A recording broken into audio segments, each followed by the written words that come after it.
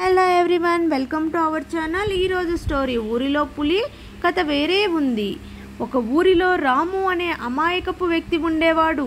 అతను ఏదైనా పని చేస్తే అది తిక్కగా ఉండేది. ఒకరోజు ఊరు సర్పంచ్ అతనికి ఒక పని చెప్పాడు. రాము, నువ్వు రేపు నా ఊరి పక్కనే ఉన్న అడవికి వెళ్ళి అక్కడ ఒక పులి ఉంది, దానిని తీసుకురావాలి అని చెప్పాడు.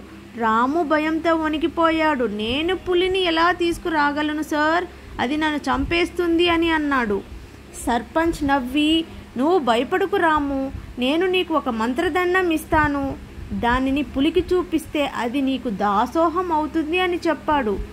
రాము సంతోషంగా మంత్రదండం తీసుకొని మరుసటి రోజు అడవికి బయలుదేరాడు. అడవిలో పులిని వెతుకుతూ చాలా దూరం వెళ్ళాడు. చివరికి ఒక పెద్ద చెట్టు కింద పులి కనిపించింది. రాము గుండె వేగంగా కొట్టుకుంటుండగా పులి దగ్గరికి వెళ్ళాడు. చేతిలో ఉన్న మంత్రదండం పులికి చూపించాడు. పులి ఒక్కసారి గట్టిగా నవ్వింది. ఆహాహా, నువ్వేంటి నాకు మంత్రదండం చూపిస్తున్నావు, ఇది చూడు అసలు మంత్రదండం అంటూ తన తోకను చూపించింది. రాము ఆశ్చర్యపోయాడు. పులి తోకను చూస్తే అది నిజంగా మంత్రదండంలా ఉంది.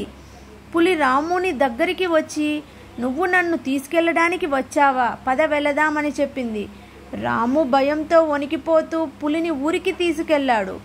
ఊరి ప్రజలందరూ ఆశ్చర్యపోయారు. సర్పంచ్ కూడా షాక్ అయ్యాడు.